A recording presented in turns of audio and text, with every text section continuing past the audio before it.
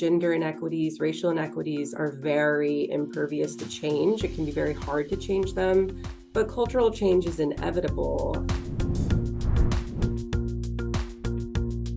I think we're starting to see slow shifts in government and in voters. Gen Z is the most diverse generation that has existed, and it also is the most liberal so far. Whether they remain that way, this is something we're going to have to look at over time, but all kind of signs are pointing to yes, that might happen given what a broad, diverse group of individuals it is.